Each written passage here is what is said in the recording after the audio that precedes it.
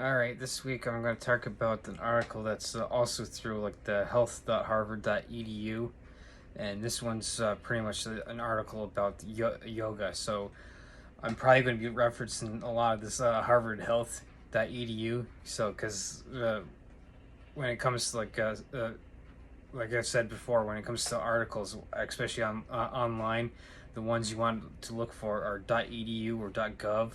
Those tend to be like the most reliable ones out there. So and of course, like I've said before, like with .coms that are out there, sometimes you kind of have to look for like the opinion based, and that's where the .coms tend to be. So this is why I tend to go towards this health.harvard.edu site, is so that you can tell that it's like a more reliable source with, like I said, being .edu. So the other articles and stuff, whatever, I'll link the I'll put the link in the comments afterwards and everything, so that people can actually reference what I'm talking, like the article I'm talking about and everything. So this article actually gets into like the benefits of yoga, and it talks briefly first on one of the types of yogas, and how the type talks about is that's based more on like a breath work, you sit there and kind of do or you can stuff like that. So that's one of the forms that they do talk about in the article and everything. So the three forms that I'm familiar with are Yin Yoga, Ashtanga, and Vinyasa. So Yin Yoga tends to be more like a passive type of yoga. So you'll sit there and you get in a pose, and you'll hold it for 3, 4, 5 minutes or so. So for instance, you might do a downward dog uh, as like a transition, and then you go into maybe a child's pose and you'll sit there for 3, 4, 5 minutes and everything. So the whole concept of Yin Yoga is being more passive and getting more of that deep stretch and everything. So you can actually get into the harder to reach places, like with your tendons and your ligaments, which they tend to get a lot less blood flow than your muscles. So this is yin works perfectly with weightlifting, with being a passive type of stretching and everything with yoga. So you can actually, in a sense, get that deep stretch and everything. So like I said, with that being something where you can sit there for several minutes and get those stretches. And so now, personal opinion for me is that you'd want to do the stuff afterwards, because I tend to look at the muscles like the rubber band analogy. You wouldn't want necessarily stretch a rubber band and then try to put a tension under it with lifting weights. So my personal opinion is that you kind of want to, using that analogy, you want to wait until afterwards to kind of do your stretching. So but the thing is, you might be an individual that could do the reverse. So you have to kind of play around with it somewhat, and to find out again what works best for your unique situation and everything. So, and of course, yin would also being a passive type of yoga. It would also be good to kind of help you unwind and kind of set yourself up to kind of get ready for bed and everything. Now, vinyasa is the type of yoga where, in a sense, you're kind of constantly moving. You move from maybe you move from downward dog to warrior one, warrior two, warrior three. Then you go back to down dog, and then you go into child's pose, and you go through every pose relatively quickly. So you're constantly moving. So that vinyasa is more geared toward you could say a cardiovascular type of approach. Now, well, obviously it wouldn't be as intense as say a HIIT session, high intensity interval training.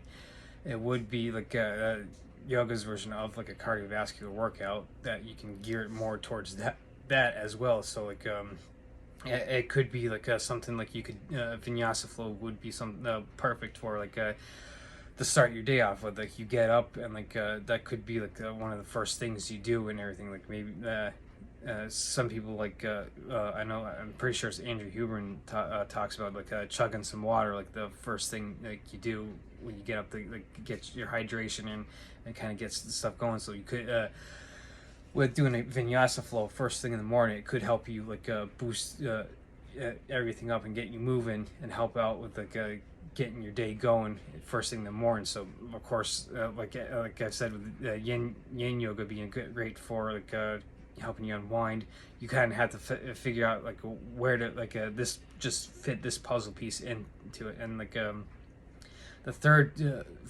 type of yoga that I'm familiar with is Ashtanga, which tends to be like more like a strength based. So like you might like hold like a like if using the dumbbell, you might sit there and like do like an isometric hold for like a dumbbell curl. So like you'd hold it like right here, and you'd hold it for several like or as long as you could. So like that's the concept of like Ashtanga, is like you're holding poses that like it require more of your strength and everything. So you could fit it either or, like in the morning, evening, or like and of course me, like I said, being big on like taking this as like a puzzle piece and seeing where it fits into like your big puzzle piece of life and everything. So this art, like I said with this article, it gets into like the benefits of doing yoga on a regular basis. And so like it gets into like does mention like you can like it helps like maybe lowering the risk of like a cardiovascular disease, like hypertension and stuff like that. So like this whole article explains the benefits of yoga. So like and like I said, it works great with yin yoga, especially works great in tandem with weightlifting. So like for instance, like if like you want to like double up on your workouts or something, like maybe you could do like in the morning you could start like if you're like have a decent schedule like I've had the past this couple of months or whatever, where I work 11 a.m. to 7:30 p.m.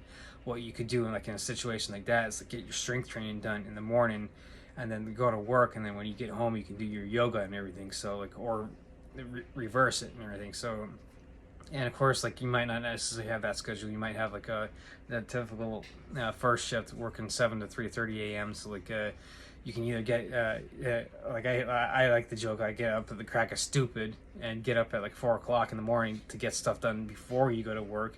So you could do like maybe like in that case you could do like a vinyasa flow before, and then when you get home or go to the gym after, like you're done at 3:30, and do your strength training then. Or you could work second shift and you have like a nice block in the morning where you can get like everything done all at once type of deal. So it's one of like just like everything, you kind of have to look at your schedule and where you can fit things in and everything. So I'm just kind of like with this video getting into this article to kind of like showcase the benefits of yoga. And so basically to touch on one of like of the 7 pillars that like I've gone over before. So like I've with stuff like this, that way I can kind of give people like articles and references and everything. So like for like the 7 pillars, like, oh hey, look, these 7 pillars like aren't just like something that you can talk out of your ass type of deal. Like, oh okay, so here's some articles to actually back that up and everything. So like I'll probably like with other articles after this one, I'll probably be getting into like stuff that covers like the other pillars and everything. Like of course, like pillar 4 is recovery. So like which would be like sleep. So like I'm probably going to get into like articles that probably Andrew Huberman that I mentioned has done, and like or maybe like I probably like mentioned like stuff that maybe Brad Schoenfeld, who's one of if not the top researcher in health and fitness and everything. So with this yoga article, it gives reference to like pillar number 5 with your mobility and everything. So like explains like benefits of having like mobility and everything. So now it's just like one article, and like yes, I'm only doing like a short video on to kind of like in a sense bring attention to it and everything. But like it's just more of like okay, here's some articles to back up the 7 pillars. Here's some ideas so you can research it, and then like go even further down the rabbit hole and find other articles and other ideas and research, so you can get in, like, an analysis of how to get that big picture of your overall health and everything. So but you don't necessarily want to have that sit there and analyze everything and get that paralysis by analysis. You want to sit there and execute on stuff on a daily basis and do your research and stuff while you're executing. So best bet is just to start and research as you go and everything, and learn as you go, so that way you're not only spending 3 months just researching stuff. You have 3 months of practical experience of actually doing stuff, plus the actual research that you're doing with articles like this. So like I said, next one I'm probably going to get into other stuff based on the other 7 pillars that's out there.